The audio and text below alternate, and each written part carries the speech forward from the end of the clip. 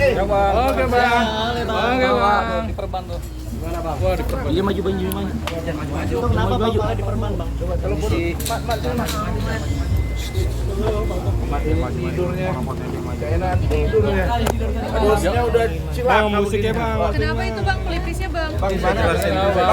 Jelasin dikit gimana semalam bang? Mungkin bang, Kasman. Sebentar, udah bisa? Udah. Udah bang, Mas. Ini Mas. Mana sih? Apin. Udah.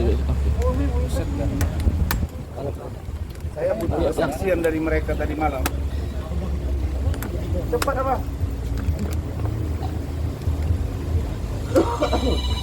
Wita, cepat Wita. Baik. Oke. Assalamualaikum warahmatullahi wabarakatuh. Waalaikumsalam. Hamdan wa syukurillah, salatan wa salaman ala rasulillah. Selamat siang. Siang bang. Teman-teman semua media cetak dan elektronik yang saya cintai, yang saya banggakan. Pertama, kedatangan saya siang hari ini adalah dalam rangka memenuhi janji dan memperoleh hasil yang akan disampaikan oleh 4 lembaga pemerintah,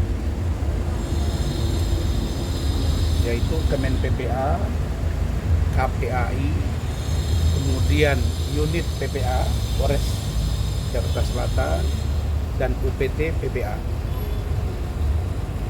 terkait dengan posisi Laura Mezani Azizroli, apakah masih akan ditempatkan di safe house atau tidak.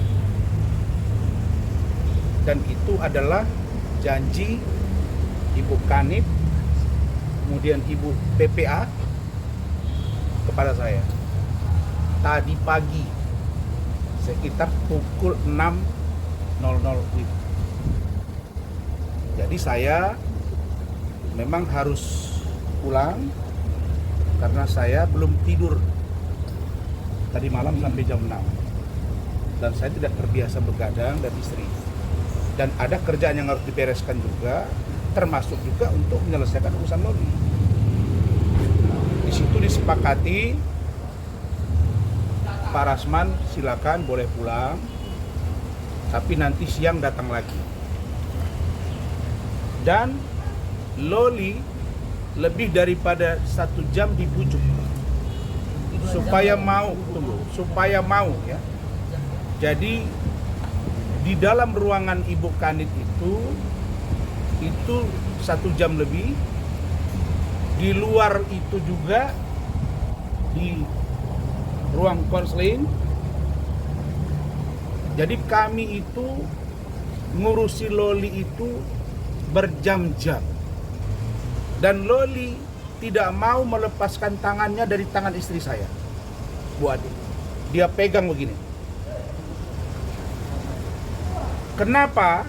Karena dia mengatakan trauma dengan safe house sekarang. Ini perlu dikritisi. Kenapa tuh bang? Kenapa? Karena dia mengatakan dia bergabung dengan ODGJ, dia bergabung dengan pengidap HIV, bahkan Open BO. Itu dia sampaikan.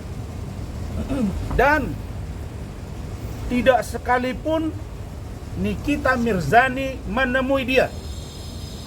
Jadi kalau ada cerita di sini mengatakan bahwa Nikita sudah bertemu dia, bohong. Bohong. Dan saya tanya, apakah kamu yang tidak mau bertemu atau Nikita? Saya sebut nama aja.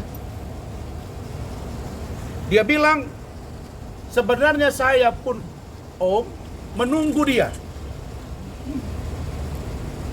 1 bulan pertama, 2 bulan pertama, 3 bulan pertama, ternyata tidak pernah datang. Termasuk pengacaranya pun tidak pernah mendampingi saya dalam pemeriksaan. Dan itu dibenarkan oleh PPA di safe house itu. Pertanyaan seriusnya adalah, Kalau ada anak manusia kemudian dia menghubungi kita, dibuktikan dengan video call, dia sudah minta-minta tolong, menangis, dan kemudian kalau tidak saya bantu biar saya mati saja. Kira-kira kalian harus melakukan apa? Kucing saja di depan mobil kita mau ditabrak, kita pinggirkan. Hewan saja yang sudah mau dianiaya ada berkasus dengan hukum. Apalagi manusia, Pak. Dan saya bukan orang bodoh. Saya punya tim. Istri saya itu bukan saja sebagai istri berperan, tapi dia juga berperan sebagai pemberi masukan yang konstruktif kepada saya. Saya hubungi Saudara Rahmat karena sudah pukul 11:30 malam. Saya dihubungi oleh Loli. Rahmat sudah tidur.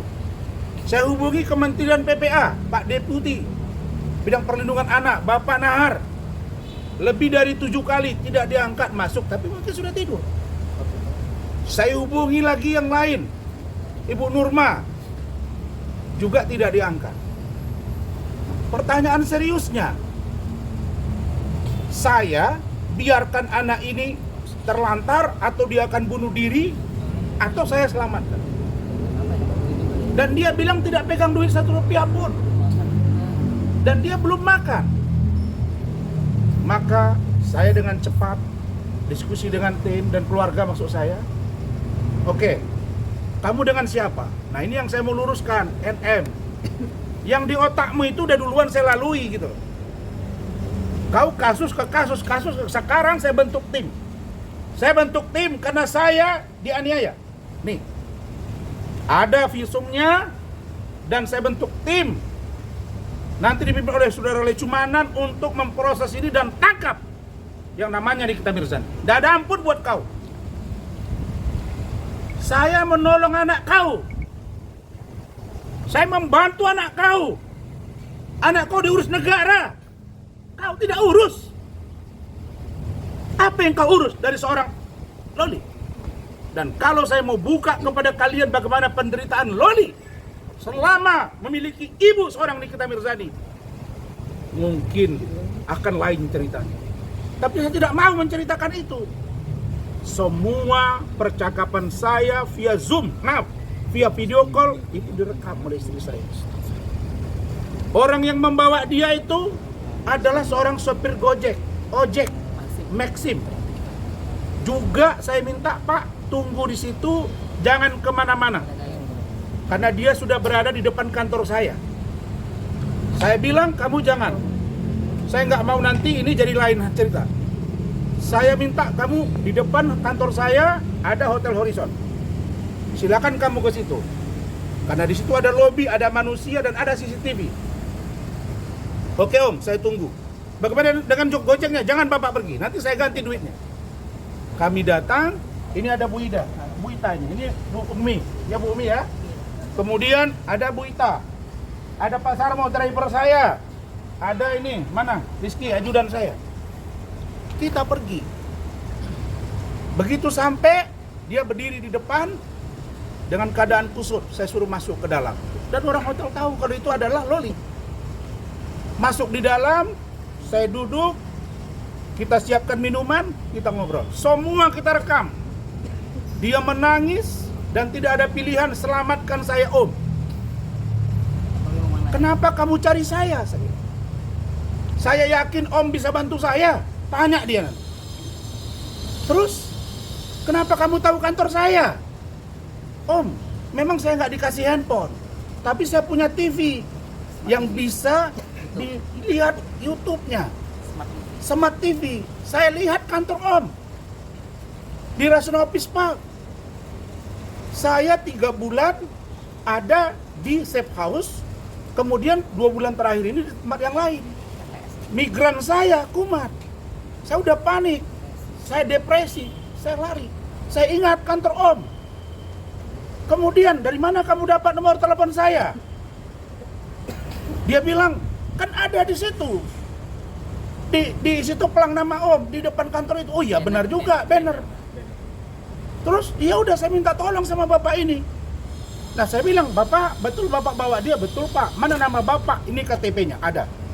KTP-nya sudah kita foto, Bapak itu sudah kita video, dan siap bersaksi bahwa dia memang membawa Loli ke kantor saya. Clear ya? Jadi nggak usah dibilang bahwa saya ada mendesain apapun. Apa yang mau saya culik? Kau nggak usah mutarbalikkan fakta. Hah? Anakmu melawan kepada kau, kalau saya dengar ceritanya, jangankan dia, orang lain pun barangkali akan lebih marah kalau memiliki ibu seperti itu. Itu poin satu. Poin yang kedua, saya kemarin dari sidang pengadilan Jakarta Utara, saya pergi ke tempat Alvin Lim almarhum. Memang saya dengan wartawan sampai tengah 10 malam, dan kita bubar di situ. Wartawan tanya, di mana bang? Saya lagi ada. Kita lagi urusin begini, di mana? Iya, saya mau pergi.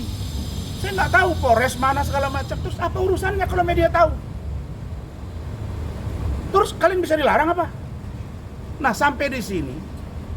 Tapi sebelum sampai di sini saya berdiskusi dengan Bu Ade. Saya berpikir apa yang harus saya lakukan. Kemen PPA nggak diangkat. Kalau pergi ke KPAI yang ada security. Kalau ke Polda Metro nanti dikira saya melengkahi. Saya bawa ke Mabes Polri makin tidak nyaman. Bawa ke rumah saya salah. Simpan di kantor saya salah. Saya tahu dia masih di bawah umur. Tapi ingat, umur dia tinggal 4 bulan lagi. 28 Mei dia sudah 18 tahun. Ini kita. Kau pilih anakmu akan jadi bom waktu buat kau, atau kau berbaik-baikan dengan dia. Datang kau ke saya bantu memperbaiki kau dengan dia. Kurang tulus apa saya? Sesampainya di sini, wartawan mewawancara, saya nggak ngomong, hanya diam, saya kasih sedikit pengertian aja. Saya sampai ke belakang, saya duduk ngobrol, wartawan datang, tiba-tiba dia nongol, dia marah-marah di luar. Kita lagi konseling, wartawan dimaki-maki, kita dimaki-maki. Saya tanya, ada apa loh? Saya didorong, istri saya dipukul.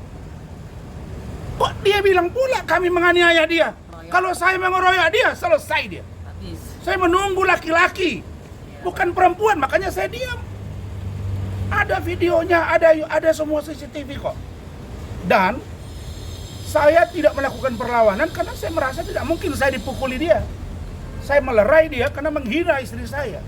Dan kami udah capek dihina, dia pukullah saya, maka berdarah. Dan itu di depan Ibu Kanit. Dan itu di depan penyidik. Dan itu di depan wartawan. Dan ada rekamannya lengkap. Saya buat LP, buat visum. Selesai. Nggak ada pilihan. Pak Kapolres, Pak Ade Rahmat, dan Pak Kasar Eskrim.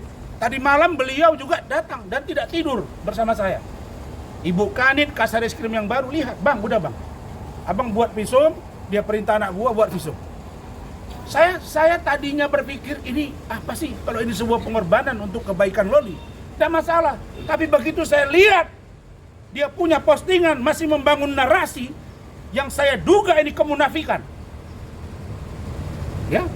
Jadi ini akan kita bongkar. 1, safe house harus membenahi diri. Kalau namanya safe house apa? Rumah aman. Kalau tidak aman, tidak nyaman, namanya apa? Di mana sejarahnya orang digabung-gabung? Itu 1. Yang kedua, kalau ada orang yang sudah merasa dirinya diterlantarkan dan dia tadi malam mau buat LP, melaporkan Nikita Mirzani, terus atas nama anak di bawah umur, terus ibunya bilang ini anak saya, terus dia dibiarkan sampai dia mati. Apa begini cara penegakan hukum? Nggak bisa, bos. Jadi selamatkan anak ini. Dan Loli itu bilang, Om, dia lagi pacaran. Dia sedang di Paris. Saya di sini apa? Dan banyak perbuatan dia di rumah yang saya tidak mau buka kepada kalian, yang sangat tidak pantas kami dengar dan kami saksikan. Itu kata Loli. Saya sebenarnya menahan. Kalau saya keluarkan Loli dari atas, ramai urusan ini. Tapi saya akan lihat bagaimana semangat untuk bagaimana Loli diselamatkan. Teman-teman, saya minta dukungan yang telah kalian berikan itu sampai tuntas agar Loli bisa menjalani hidupnya dengan tenang. dengan nyaman. Dan 4 bulan ini adalah masa perjuangan yang berat bagi dia. Urusan saya dengan Bu Ade laporan itu kami anggap nothing dan akan kami hadapi. Saya kira itu bagaimana curhatan seorang Loli biar disampaikan istri saya Bu Ade Suryani. Silakan. Ya gini ya, saya juga kaget tadi malam.